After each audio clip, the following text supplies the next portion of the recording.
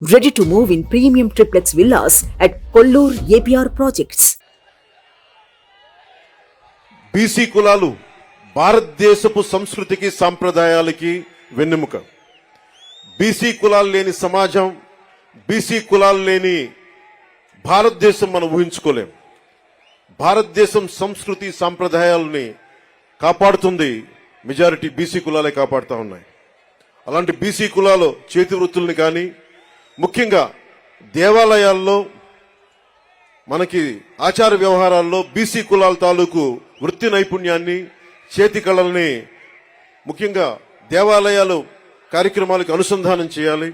తద్వారా వాళ్ళకి చాలా బలమైన ఆర్థిక పరిపుష్టి కలిగించే అవకాశం ఉందని నాకు చాలామంది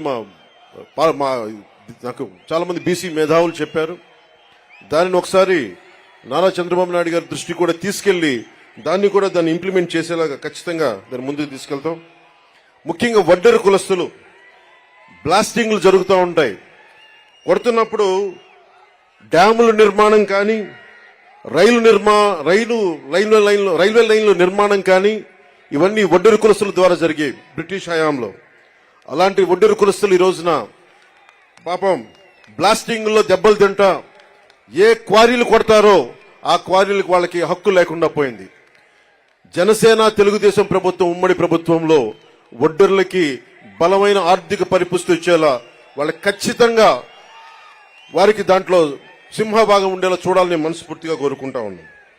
అలాగే వడ్డెర్లు కాంట్రాక్ట్ వ్యవస్థల్లో నలిగిపోతా ఉన్నారు. వడ్డెర్లు మనకి ముఖ్యంగా ఈ క్వారీ మైనింగ్లో చనిపోతే కాంట్రాక్టులు మట్టి ఖర్చులు తప్ప ఇంక దేనికి అండగా నిలబడే పరిస్థితులు లేదు. నేనే స్వయాన కర్నూలులో ఈ పరిస్థితిని చూశాను. అలాగే యువతరం బీసీ యువతలో కుల వృత్తుల మీద ఆధారపడలేని పరిస్థితి ఉంది. ప్రత్యామ్నాయ అవకాశాలు కావాలి. వీటి మీద చాలా సమూలంగా ఆలోచించాల్సిన అవసరం ఉంది. దాన్ని కూడా మేము పరిగణలోకి తీసుకొని ఈ రోజున బీసీ డిక్లరేషన్లు ఇచ్చినవి కాకుండా మీకు ముఖ్యంగా బీసీ యువతకి, మహిళలకి, పెద్దలందరికీ కూడా మీకు ఆర్థిక పరిపుష్టి వచ్చేలాగా, మీరు సంపదకి యాచించకుండా సంపదని సృష్టించేలాగా అలాంటి పథకాలు ఉండాలి. ఆ పథకాల కోసం మేము అహిర్నిశలు తెలుగుదేశం నాయకులతో కలిసి కృషి చేస్తాను మనస్ఫూర్తిగా మీకు తెలుపుకుంటా ఉన్నాం. అలాగే ఇంకొకటి పెద్ద సమాజమైన వాడబలిజ, అగ్నికుల క్షత్రియులు, జాలరి, పల్లెకారులు, పల్లెకాపు, గంగపుత్రులు, ముతరాసులు, ఇవన్నీ ఇత్యాది పల్లెకారుల కులాలన్నీ కూడా ప్రత్యేకమైన దృష్టి సారించాలి. దాదాపు 794 కిలోమీటర్ల తీర ప్రాంతం ఉండి ఈ రోజుకి జట్టీలు లేకుండా ఇబ్బంది పడతా ఉన్నారు. ఇప్పుడు గంగవరం పోర్ట్ లాంటిది నిర్మాణానికి పల్లెకారులు, జాలర్లు, మత్స్యకారులు ప్రాణాలు పోయినాయి. తిరిగి వాళ్ళకి ప్రత్యామ్నాయ అవకాశాలు కల్పించడంలో నిజంగా వెనుకబడి ఉన్నాం. తెలుగుదేశం జనసేన ప్రభుత్వం రాగానే అలాంటి మత్స్యకారులందరికీ అండగా ఉంటాం. అలాగే ప్రతి 30 కిలోమీటర్లకు కూడా జట్టీలు ఉండాలనేదే నా ఉద్దేశం.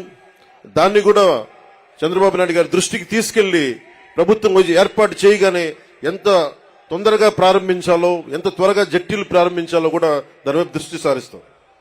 ముఖ్యంగా మత్స్యకారుల పిల్లల్లో బాల కార్మికులు ఎక్కువైపోయారు, స్కూళ్లు సరిగ్గా లేక. అలాంటి చోట్ల ఆశ్రమ పాఠశాలలు ప్రారంభించాలని నేను మనస్ఫూర్తిగా ఆకాంక్షిస్తున్నాను.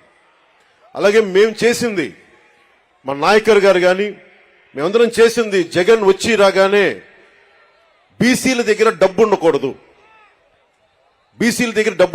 పల్లెకారుల దగ్గర డబ్బు ఉండకూడదు, మత్స్యకారుల దగ్గర డబ్బు ఉండకూడదు అని చెప్పి జీవో 217 పట్టుకొస్తే ఆ రోజున మేము నర్సాపూర్లో నేనే స్వయంగా ఆ జీవో 217 2 ముక్కలుగా చించేశాం. ఏదైనా సరే ఒకటే మాట చెప్పి నేను ముగిస్తా ఉన్నాను.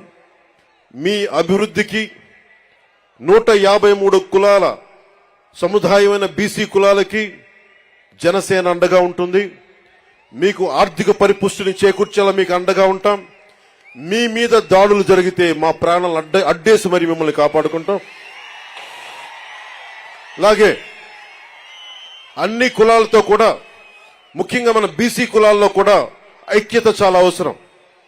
ఈ రోజున మనల్ని మనం ముందుకు తీసుకెళ్లాల్సిన పరిస్థితి ఉండి 153 కులాలంటే దాదాపు 53% పై శాతం జనాభా 5 కోట్ల జనాభాలో అత్యధిక శాతం బీసీలే. అత్యధిక శాతం ఉండి ఈ రోజున మన ప్రాణరక్షణకి చట్టాలు కల్పించుకునే పరిస్థితిలో ఉన్నామంటే జగన్ గారి నుంచి అది జగన్ గొప్పతనం కాదు, మన అనైక్యత.